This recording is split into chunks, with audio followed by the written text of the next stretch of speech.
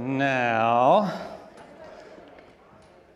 I have had a few questions and statements that I would probably like to address before we get started about last week's class.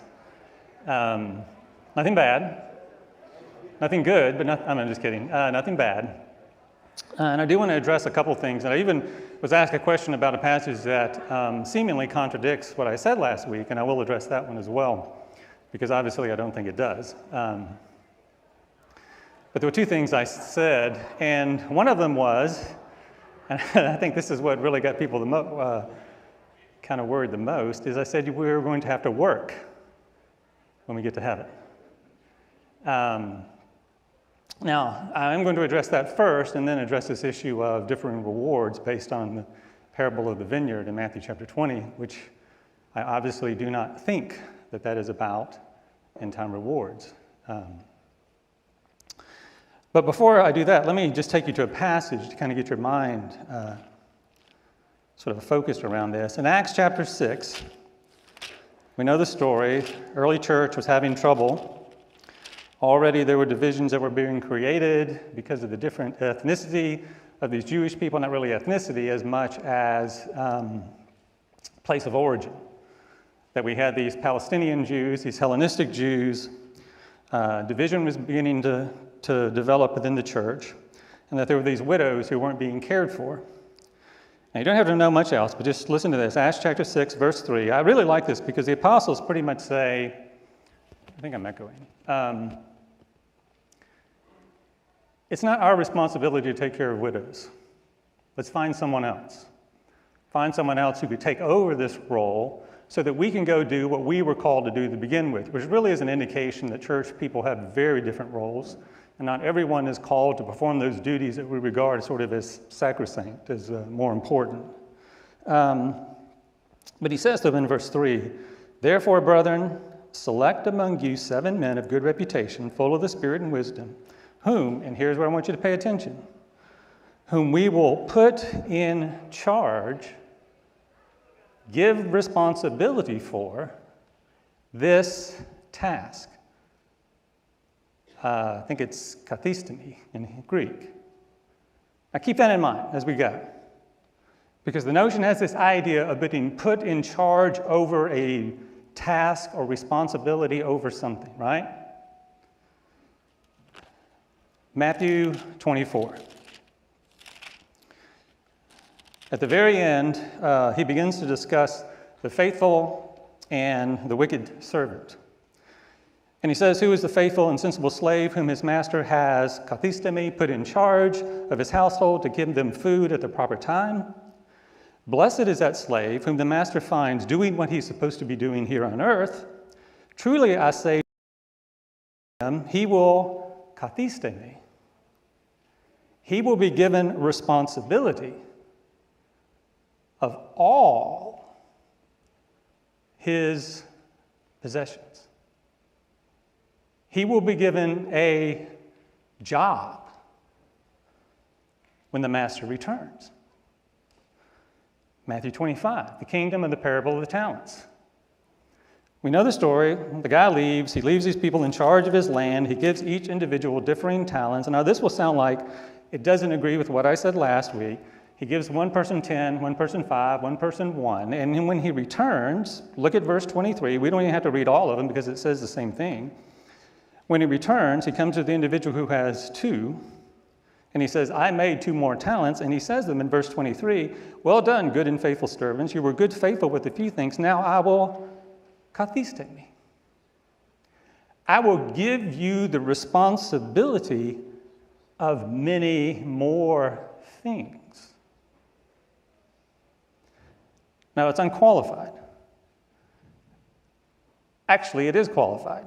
We don't know, but it's like the quantity of X. Here are the number of things I'm giving you responsible for, but oddly, it is even further defined, this role, this responsibility, and you can attribute this to my wife, is something that will bring us joy. It's like planning for a vacation that occurs and nothing goes wrong. But it's still responsibility. Work. Don't overlook that. He says that in every single case. Luke chapter 19, we'll do that. And then I'll talk about my other issues. And I got a lot of issues, believe it or not. I have so many issues, I've actually taken out a subscription. Luke chapter 19. The parable of the mina. What is interesting to me in this parable, every individual begins with the same gift, one mina. But they don't all perform the same. One individual makes 10, the other individual makes 5. One actually hides his mina. We're not going to worry about that. But look down in verse 17 to see the reward that this individual receives for basically performing the work that he did. He says to them, "Well done, my good and faithful slave, because you have been faithful in a little." Look at what he says. Not, "I'm going to allow you to enter into my kingdom and to sit around all day, playing your harp on a cloud." No. He says, "I'm going to place you in a position of authority."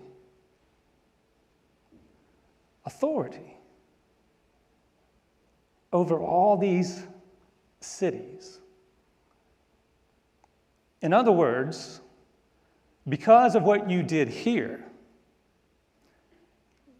you will have the role in the next life based on your performance here. And in every single case in which Jesus tells a parable of the next life, it is never enter into my kingdom and do nothing. Matter of fact, there are more and more passages that indicate the next life is more like the restructure of a world or a city or a place in which we will have the role, not of, I think we mistranslate the words in Revelation, we will worship before the throne of God. It is latreia, which means to serve in a capacity that fulfills a duty. It is the role that both the priest and the Levites performed in the temple service. But we will have responsibility in the next life. We will, in my understanding, have joyous work. We will do things. We'll have purpose. I don't know what it is. I have no idea. And really people say, well, why does this matter? Because before, I have to be honest with you, before we used to paint a picture of heaven that really in the end time, I was far more joyful about avoiding hell than I was going to heaven.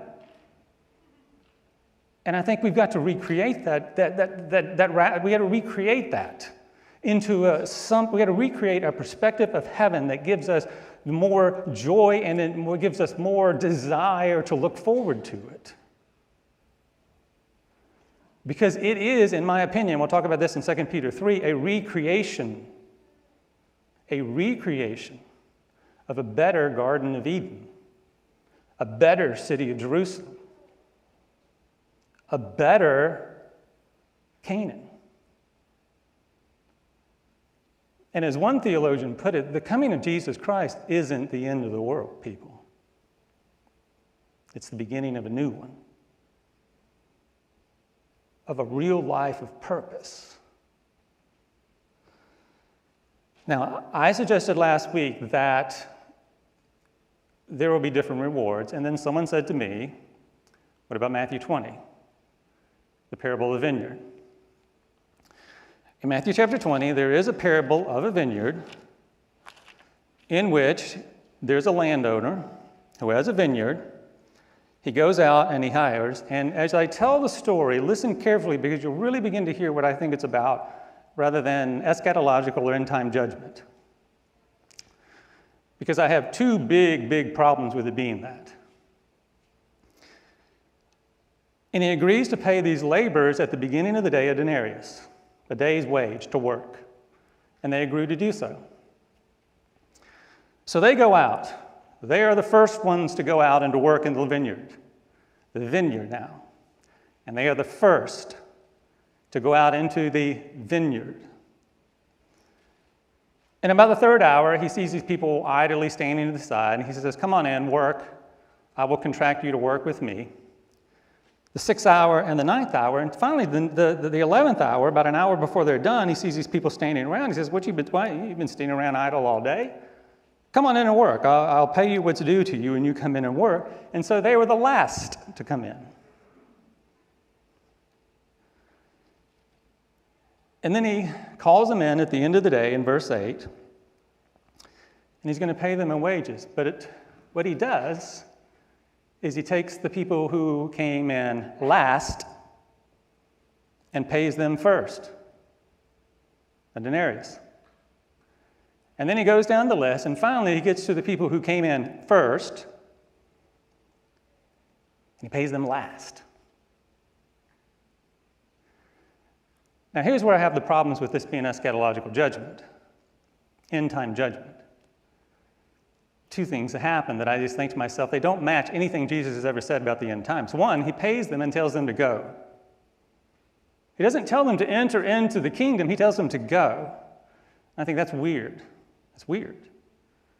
What's even more peculiar is if this is end-time judgment, it's the reaction of the people who were paid last that's very disturbing to me. Because they did not like what was going on, nor they actually began to sin with jealousy because someone else was receiving a reward that they thought that was equal to theirs. In other words, if this is end-time judgment, we may not be satisfied with our reward. And we can sin by being jealous when Jesus is meting out rewards. It doesn't make sense to me that this is end-time reward. Now, my biggest problem is Jesus and how he defines this parable. He actually sums it up. And without even looking in what I just said, what do you think the summary of this parable is? The first shall be last, and the last shall be first. He says it. Now, what in the world does that have to do with end-time judgment? Nothing. See, the vineyard in the Old Testament, especially Isaiah chapter 5, was a metaphorical figure for the people of Israel. It's replete. That's pretty much what it is. And when you begin with that premise, that we're not beginning with just any people who were called first, but we're beginning with the people of Israel who were called first, and as they work all day, they begin to see that God is, in the end, treating everyone the same, giving everyone equal value who are coming into this kingdom. And they don't like that. So what Jesus is doing is establishing with the people of Israel this warning that when the Gentiles come in, understand they are equal to you, and God will treat them the same. So how do you respond, he is saying to Israel? You respond with the principle of the first shall be last and the last shall be first. You put the Gentiles on a pedestal. That's what I think this parable is all about. Does that make sense? I mean, it doesn't matter if you agree with me or not, but does that make sense? Because if you think this is about, and I don't think this is about people who confess Jesus on their deathbed. I don't see it. I'm not saying that's I'm not saying that's not a legitimate confession, but I do not believe this parable is that about it. But in fact, the prodigal son parable to me makes much more sense if you understand it as Jew-Gentile relationship. Because you got the son who's been there all day, who's obeyed every commandment that his father has given him, and you got this other son who has left and gone out into the unclean world to work with unclean animals to become unclean. And eventually when he comes back, the first son gets jealous. Which, if you read the book of Acts, is it's what the book of Acts is all about. The reconciliation of the entire world to God, getting rid of these ethnic demarcations that make us who we are. Circumcision. Sabbath means nothing because they're ethnic demarcations that no longer have value, because what God is doing in this world is bringing people together as one. And boy, do we need this concept today. And getting rid of anything that sets barriers between us, whether it is color of skin, ethnicity, nationality, they don't matter to God. That's what I think the parable is about. You treat everyone better than you treat yourself. And if you're a Jew and the Gentile enters into the kingdom of God, treat him better than you treat yourself. That's what I think the parable is about. That's why I think we're going to work in heaven. I could go on and on and on, but I'm not, because once I get to a certain point, I just don't know what I'm talking about anymore, because it's really not as, there are principles there that I think are pretty clear, and then eventually they just stop being clear. All right. And if you send me any emails and ask me questions, I promise you, it's been, for those of you who understand this, I got my Shingrix shot this week. And I don't want shingles, but I didn't like the shot. It is I'm going to, yes, thank you. It is awful. Get it, but it is awful. Believe me, I'm getting some testimony over here from it. It makes you feel like you have the flu, but it is far better than getting shingles. And yes, I am that age. So that's my PSA. For a guy, that doesn't mean the same thing you think it does, but that's my PSA. Okay, let's get into 2 Peter before. I heard rumor that they said this was my last week. Is that right? Did somebody say that?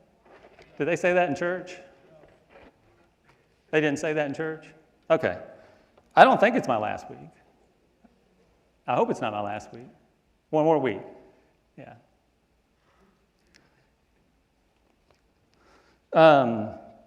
So 2 Peter chapter 2, I do believe I ended off in verse 3. Let's actually start out with verse 2. Talked about this whole notion of false prophets coming in, introducing destructive heresies. I did go through that pretty fast. The word heresy actually in the New Testament is a neutral term.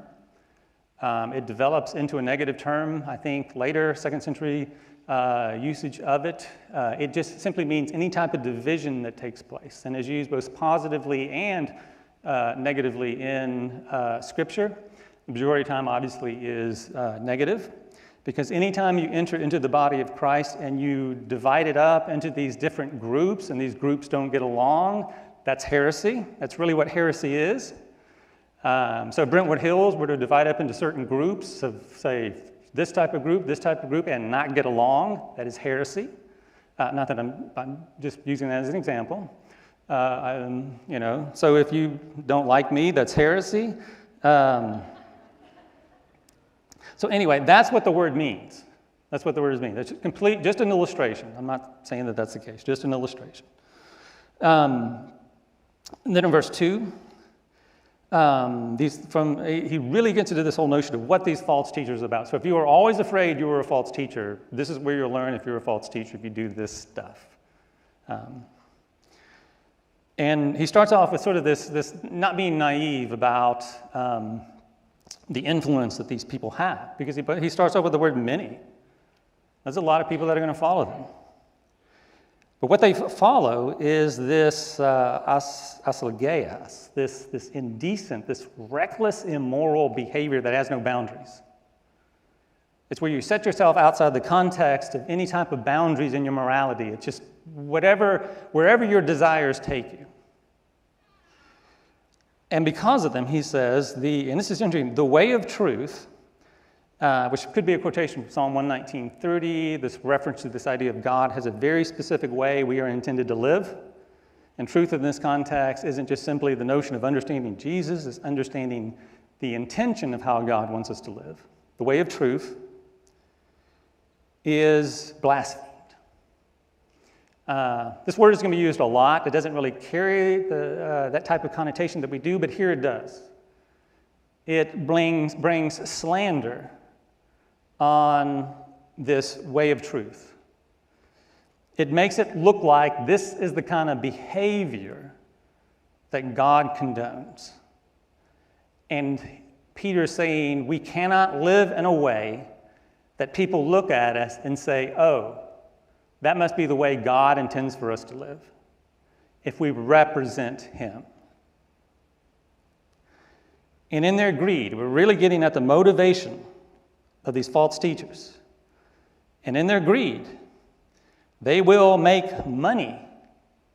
They will make a profit with all their false words, their perverted words, their corrupt words. And now here he comes. But don't worry, he says. Because remember, one of the things these false teachers were saying is that there is no judgment day. There is no accountability. There's no day of judgment. And Peter is really he's going to really hit them hard in chapter 3. But here he says, but don't worry.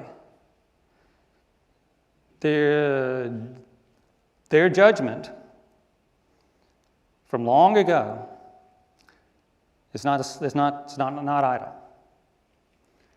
Their judgment is not idle, and their destruction. I like the way he personifies these concepts. The apoleia. It's a word that actually used many times to indicate eternal punishment, but maybe I think what he means here. Peter's not shy in condemning these people to hell. Not that I'm suggesting we do that a lot, but I'm saying in this context, he's not shy at all because this type of false teaching will do that. Their destruction is not asleep. In other words, he's saying just because nothing has happened doesn't mean it's not coming. And that's going to be their biggest argument about why the judgment day is not going to happen, is because look how long we've lived and nothing has happened.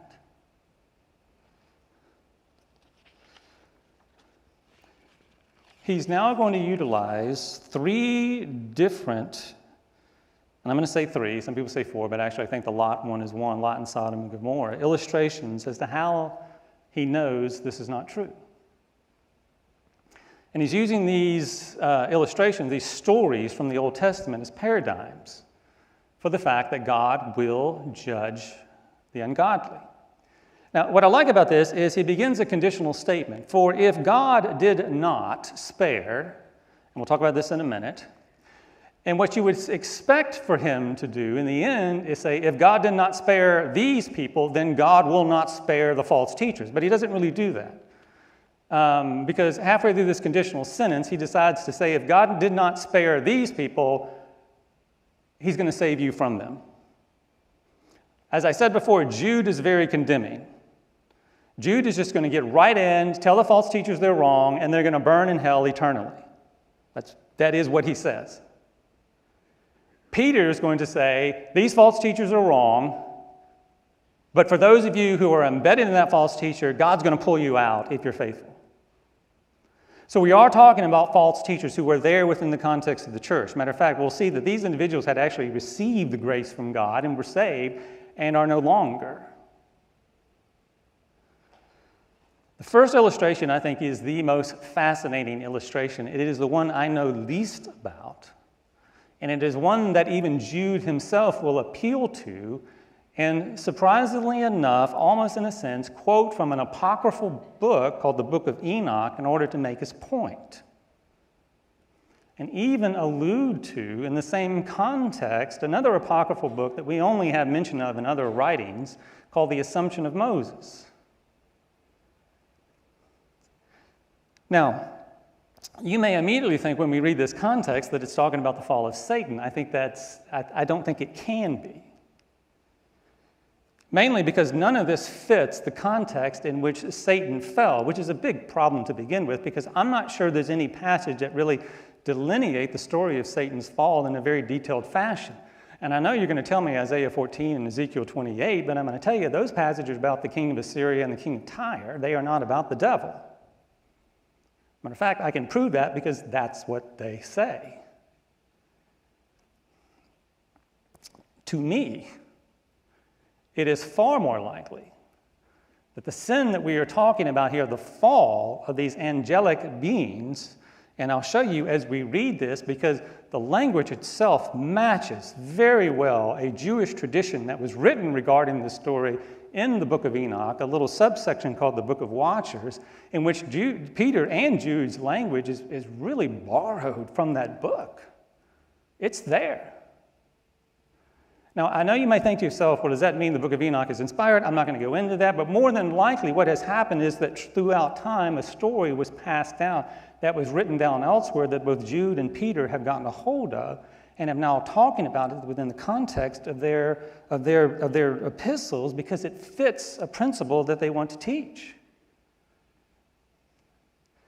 And it's also important to bring angels in at the very beginning because angels will play a very big role in the false teacher's blasphemy. 4. If God did not even spare angels when they sinned, and here I think it is talking about Genesis chapter 6.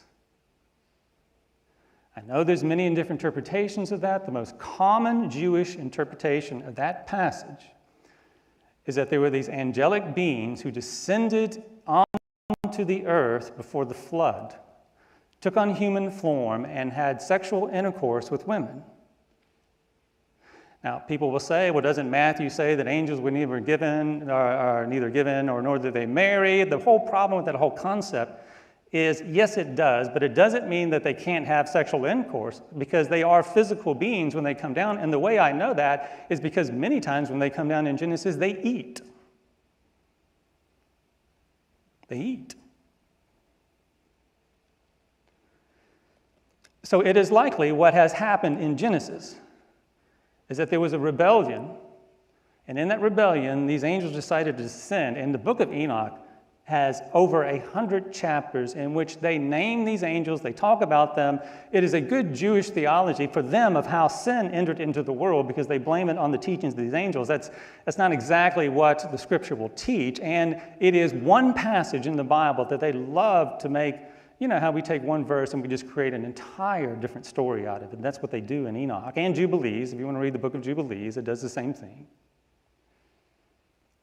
And I don't believe most of what the book of Enoch and Jubilee says is true, but I do believe that this is what this is referring to, that they descended from their heavenly realm and they sinned. Then, and I'm going to translate this the way I want to, they tartarized them. God tartarized them. Now, that's not they had a good piece of salmon and they put tartar on it. That's not what I'm using that word for. But the reason why I'm saying that is because many translations have they cast him into hell, which is not really what he's saying. Tartarus is a very good, and this is why I believe that the opponents in here, these Greek individuals, because Peter uses a ton of Greek philosophical and religious metaphors to describe the events so that they could understand this better. But what he's saying is that when these angels sinned, and you get this in the book of Enoch, when these angels sinned, God cast them into Tartarus, which within Greek mythology, if you read Edith Hamilton, is the place in Hades. Underneath it were the most vile sinners and all the titans who rebelled against, not the Tennessee Titans, but the titans who rebelled against the gods in the primordial days of creation were cast because they were so corrupt. It is a place of punishment. And this is very much more akin to the imagery you have, like when Jesus confronts the demons who are possessing the legion, who say to Jesus, please don't throw us into the abyss. Because apparently there is a place within the context of our spiritual world that is like a prison house where these angels and demons are being kept, reserved for the day of judgment. Note, it is not hell. God punishes these angels, casts them into prison, commits them to the pits of darkness, held for the day of judgment. And on the day of judgment, both the devil and his angels will be cast into hell as punishment. Because as you know, and I've said this 100 times in my class, hell doesn't belong to the devil. He fears it as much as we do. It's his final place of torment.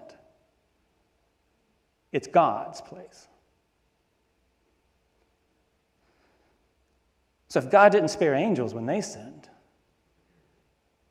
you think you're going to get away with this, false teachers? Is really what he's implying. And if he didn't spare the ancient world, and we see now Peter's going chronologically as well. And we're going to get back to angels, I promise. It's coming up again. And if he didn't spare the ancient world, and here we get into once again, the pastoral. I think Peter's feeling bad because he doesn't want the people reading this who are committed to Christ to feel bad. But if he didn't spare the ancient world, but protected Noah. He protected Noah, who was a preacher of righteousness. Now, nowhere in the book of Genesis does it say Noah went out and preached.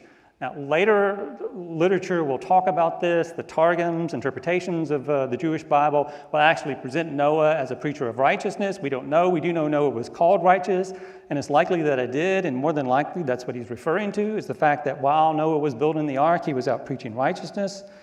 But because of his commitment to God, because of his faithfulness to God, he was spared him from the punishment with 7 others that when he brought the flood upon the world of the ungodly. The flood in Noah must have been very important to Peter, because this is like the second time he mentions it in 1 Peter, and we'll mention it again later on, that he will mention this.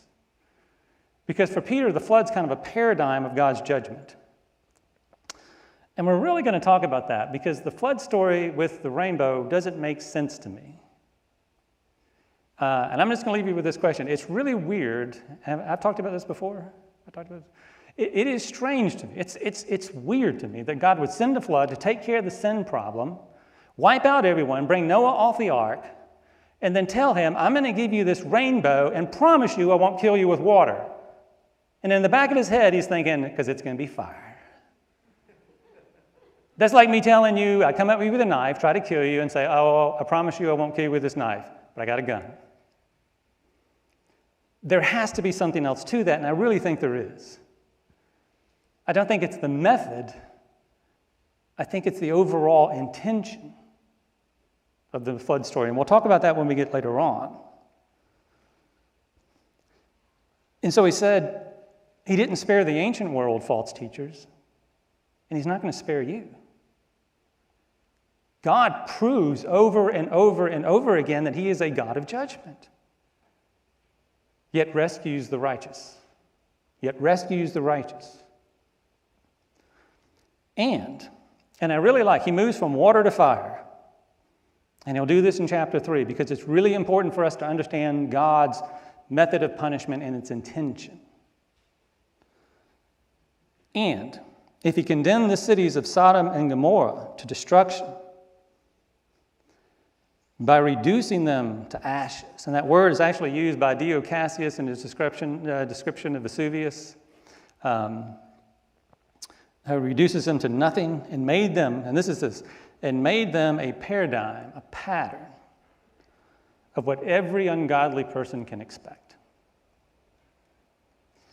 Now, before I go on, I know many times we often think of Sodom and Gomorrah and we immediately think of the sin of homosexuality, and that's sort of what centers around this. But I would like to expand your perspective of Sodom and Gomorrah because the nature of their sin goes beyond just simply that. Read Ezekiel 16 if you don't believe me, because he talks about all the problems in Sodom and Gomorrah, and that is never mentioned as to why they were destroyed. They were corrupt for far more reasons. And if he rescued Lot from there, who was oppressed. Now, this is something, when you read the story of Lot in Genesis, you don't really get this, in my opinion. Matter of fact, I really have to question how great Lot was. There are 2 horrific things that he does within the story. One is in Sodom and Gomorrah, and the other is after Sodom and Gomorrah, that really make me question the comment that Lot was a righteous guy. But I'm really actually comforted by that due to the fact that this guy was not probably your most greatest example of moral fortitude. The worst part was when the guys come banging on the door wanting the 2 strangers, what does he do? He offers him his daughters. Now, if you have daughters, think about that. I mean, that's terrible. I don't care what culture you live in.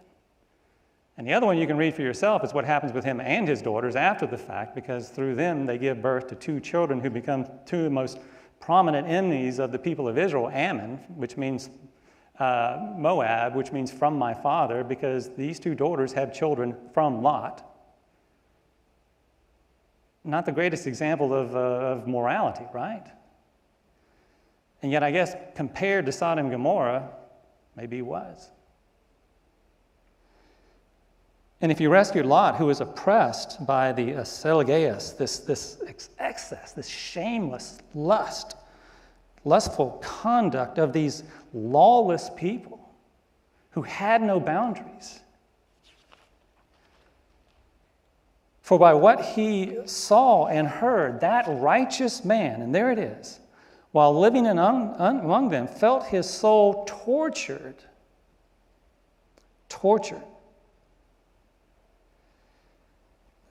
Because the righteous individual is never content, nor is he not bothered by corruption and sin that surrounds us. We can't be hardened to it, that it just becomes acceptable. While living among them, tormented day after day by their lawlessness. And here's what you expect him to say, so God will punish all you false teachers and you'll burn forever, but he doesn't say that. He says, know from this. For those of us who are struggling, for those of us who are trying to be faithful, the Lord knows how to rescue the godly from the test. Singular. From the test. The finality, the last one. He can bring us out of all of this corruption. No matter how the world is living around you, God can take you and bring you out of it. He can keep you faithful. And to keep the unrighteous, and this is really weird, and I'm just going to tell you the two possible interpretations. You can do with this as you will. To keep the unrighteous who will be punished for the day of judgment, or to keep the unrighteous punished now until the day of judgment. It is very possible, in the same way he has put the angels in this place of punishment and torment, that those people who are lost would be placed there in this abyss, in this place of torment until the last day of judgment. It is feasible that that's what this passage means. Especially those who indulge in their defiling desires. And desires is a neutral term, but because it's placed with this word, miasmos, which actually means to be unclean, defiled, it's a liturgical word that means something that is not acceptable to God. And these are desires that are not acceptable to God. Those people who indulge in those things that drive them towards rebelling against God will be kept in this place of punishment for the day of judgment. And anyone who despises authority, and in this context, I think it is the authority of the master that was referred to in the first chapter, Jesus. Anyone who denies his authority.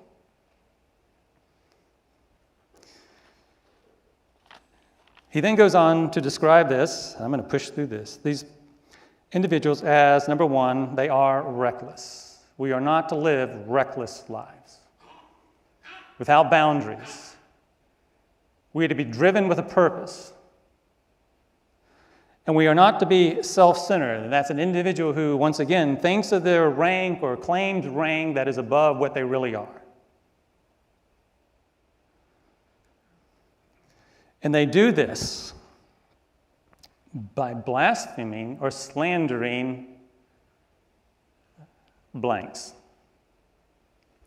glories. Don't have a lot of time, so I'm not going to give you every possibility, but the major possibilities and the ones that most people believe fit the context of the most, and I'm just going to read them so they kind of make sense, is they abuse evil angels without fearing. And the reason why they think glories here refers to the evil angels is because that is what it does in Jude chapter 8 through 9, where people slander the devil. And he says they slander evil angels. They speak about evil angels in the ways they shouldn't. And they don't fear. Whereas good angels, who are even greater in might and power, would not even dare bring a demeaning judgment against these evil angels before the Lord. In other words, what he could be saying is they somehow, in their words or in their life, demean these evil angels, and they could be the angels from Genesis 6 saying, if they can do this, we can. Or somehow justifying their actions on the actions of these angels, we don't know. But if they were demeaning these angels, he's saying not even the good angels will stand before God and bring judgments against evil angels, because that is God's role. And that's what we find in Jude 8 through 9. Where Michael the archangel is standing over the body of Moses, and the devil himself walks up and says, that body belongs to me. And Michael says to him, take it up with the Lord.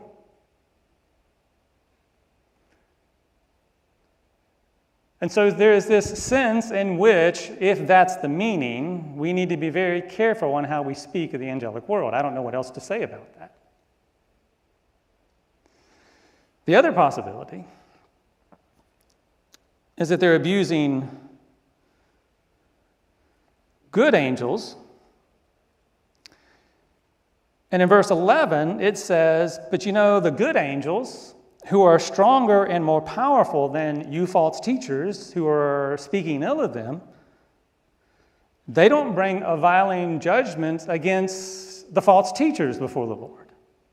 In other words, he's saying these false teachers are slandering good angels, but even the good angels don't slander the false teachers before the Lord because it is not their place.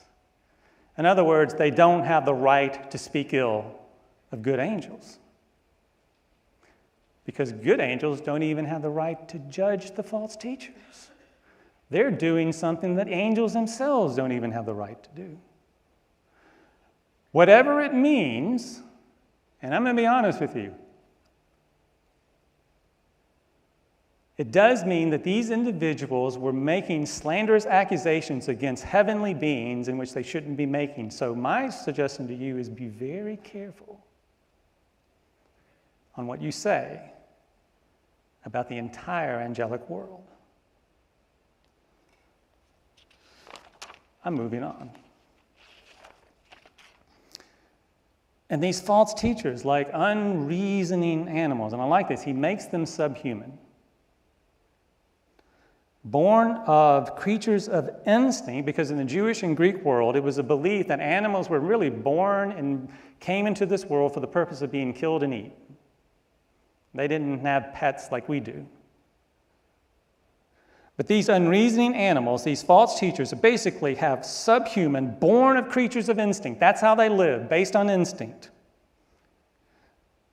To be captured and killed using slanderous language, which has to be against these angelic beings, where they have no knowledge, will in the end meet their end like these animals do. Now, it can mean one of two things, and I'm going to apologize for the second one if you're an animal lover. One, just as animals are born and killed within this world, they too will be destroyed. But the second one could very well mean, and seems to be potentially the most likely, is that when Jesus Christ comes back, the entire world and the animal kingdom will be destroyed. And in the end, so will these false teachers.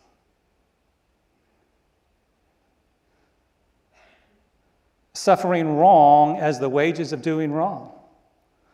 In other words, what you will earn from doing wrong is being condemned. And then I'm going to finish this sentence, and we're going to, nope, I'm not. Yes, I will. And they will count it pleasure to revel in the daytime. They are so corrupt, they don't hide their sins. All right, I'm going to talk about this next week because this latter half of verse 13 is actually more than likely the love feast that is referring to and what's happening. And then push through this and talk about the second coming. We can do that pretty fast. But the implication of this, I think, is pretty strong. And then I'll let you go because I know we're on a time crunch here. But the testimony of Peter is this. When one commits themselves to Christ Jesus, we commit ourselves to a master a Lord and authority. And we confine ourselves to living in the way. The way is full of grace, and that's why Lot, I believe, is mentioned. It is full of compassion. But we are never to forget that through the power of the Spirit, we are called to live a life of regeneration in which we try to be better and better every day. And if we commit ourselves to that, there is no fear of judgment. No fear. Now, you will be judged. And I can honestly say to you, and I honestly tell people sometimes, you will answer for that in judgment. And they say, well, do you think I'm going to hell? I'm like, no. But you're still going to answer for that on Judgment Day. And that is one thing I do want us to understand. And if I ever tell you that, and I probably will never tell anyone that, Amy tells me that all the time, but if I ever tell you that, I don't mean hell, but what I do mean is yes. What we do matters eternally, but not necessarily hell. Matter of fact, because you're here, I can pretty much say it's not. Because you're committed, it's not, but it matters. All right. I'm out of time. Next week we'll finish it up, and then we'll talk about new heavens and new earth. And I'll tell you what I think it means, and you can tell me why I'm wrong. All right?